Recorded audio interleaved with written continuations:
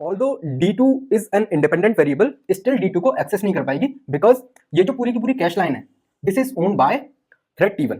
सो जब तक hi all, this is me Karan. So in this particular lecture we are gonna talk about fault sharing and its impact on the performance of the multi-threaded system. Fault sharing actually होती क्या है and इसके किस तरह के impact हमारे system की performance पे हो रहे होते हैं, वो सारी चीजें समझने की कोशिश करेंगे.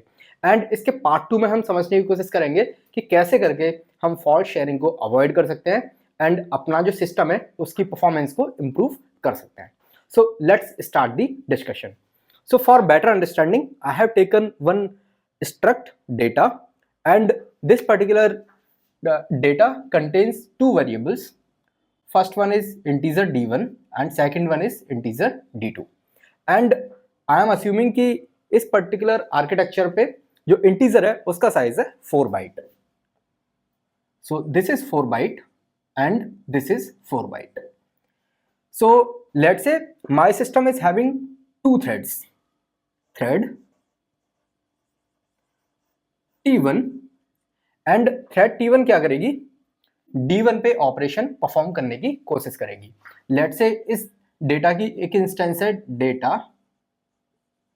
D, जहां पे मैं बोल रहा हूं D.D1 इक्वल टू लेट से 10 and D.D2 equal to 20.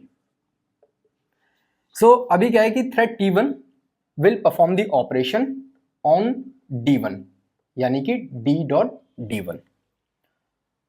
So operation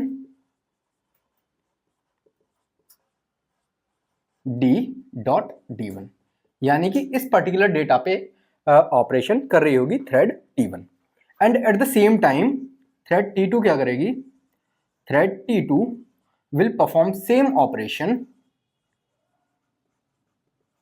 on this particular data that is D.D2 and let's say एक ऑपरेशन में टाइम लगता है let's say x milliseconds.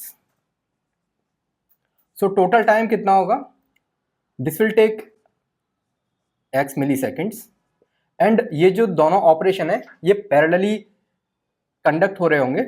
so this will also take x seconds but because parallelly हो रहे हैं तो with in like x seconds entire operation will get completed.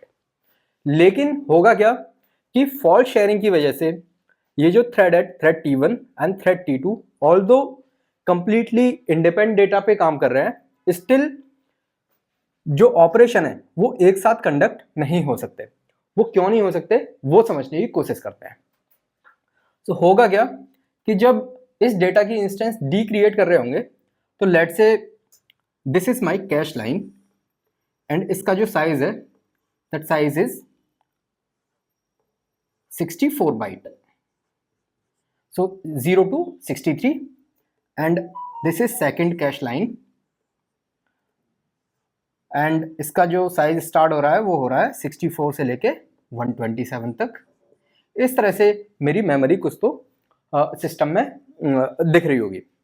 अभी late से this D1 that is D1 उसको memory allocate होती है here 10 because जो D2 है वो सेम स्ट्रक्ट को बिलोंग करता है. सो राइट आफ्टर D1 D2 को भी मेमोरी एलोकेट हो रही होगी. सो इस केस में D2 मेरा कहाँ होगा, D2 will be here and this will be some empty. अभी होगा क्या, जैसे ही थ्रेड T1 परफॉर्म करेगी सर्टेन ऑपरेशन ऑन D1 तो ये क्या करेगी कि जो पूरी की पूरी कैश लाइन है दिस वन इसको मेमोरी से फैच कर लेगी एंड जैसे ही D1 ने इस पूरी की पूरी कैश लाइन को फैच किया तो D1 और thread T1 is the owner of this entire cash line. अभी क्या होगा, जब थ्रेड T2 इस D.D2 को एक्सेस करने की कोशिश करेगी because this entire cash line is invalidate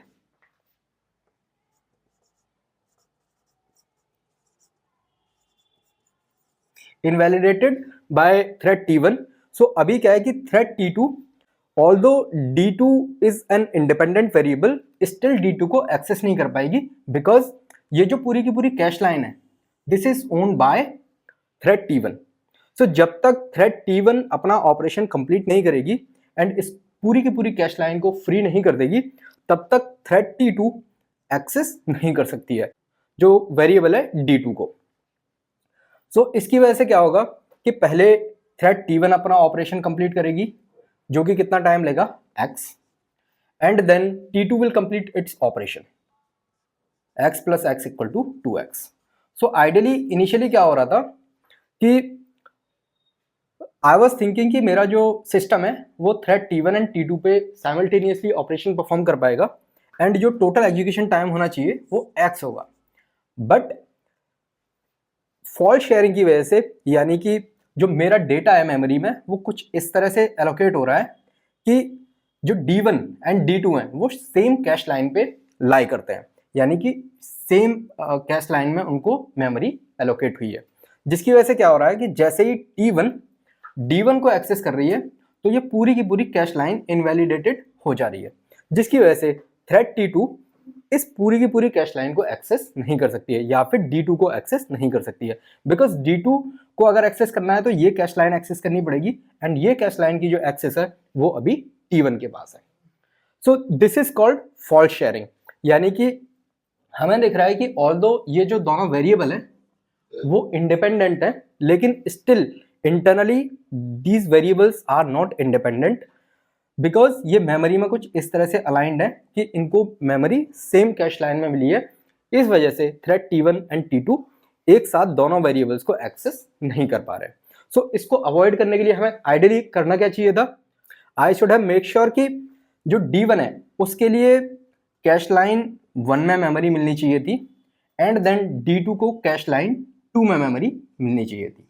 अभी क्या होगा, अगर मेमोरी डिफरेंट कैश लाइन में मिली है तो जैसे ही T1 D1 को एक्सेस करने की कोशिश करेगी जिसको कि मेमोरी कैश लाइन लेट से 1 में मिली है, अभी ये पूरी की पूरी कैश लाइन को इनवैलिडेट कर दिया है इसने एंड जो ओनरशिप है वो T1 के पास है।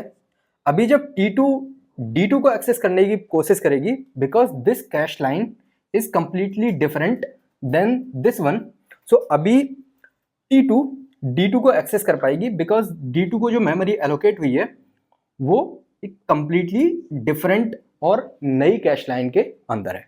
सो T1 इस पूरी मेमोरी को इनवैलिडेट कर देगी एंड T2 इस पूरी कैश लाइन को इनवैलिडेट कर देगी। बट बिकॉज दोनों के दोनों वेरिएबल डिफरेंट कैश लाइन में है, इस वजह से ये जो ऑपरेशन है वो साइमल्टेनियसली परफॉर्म हो पाएंगे, यानी operation this particular operation and this particular operation. So simultaneously within x second I'll be able to execute the task. So fault sharing की वजह से क्या हो सकता है कि although मुझे लगेगा कि मेरा जो ऑपरेशन है वो simultaneously हो रहा है, बट सिस्टम में fault sharing की वजह से ये जो ऑपरेशन है D1 and D2 पे वो simultaneously नहीं हो पाएंगे। इसकी वजह से क्या होगा कि although मेरा जो सिस्टम है वो मल्टी थ्रेडेड सिस्टम है, बट वो स्टिल बहुत ही स्लो परफॉर्म कर रहा होगा, जिसकी वजह से क्या होगा कि पूरे जो सिस्टम है उसकी जो परफॉर्मेंस है वो बहुत ज़्यादा स्लो हो जाएगी। तो अगले लेक्चर में हम बात करेंगे कि किस तरह की अप्रोच का यूज़ करके हम मेक श्योर कर सकते हैं कि इस तरह का जो फॉल्ट शेयरिंग है उसको अवॉइड कर सकें, सो दैट कि D1 एंड D2 को एक कंप्लीटली डिफरेंट कैश लाइन में मेमोरी मिले। इसकी बहुत सारी अप्रोचेस होती हैं एंड डिफरेंट अप्रोचेस किस तरह से काम करती हैं वो सारी चीज़ें अगले लेक्चर में समझने की कोशिश करेंगे। Thank you.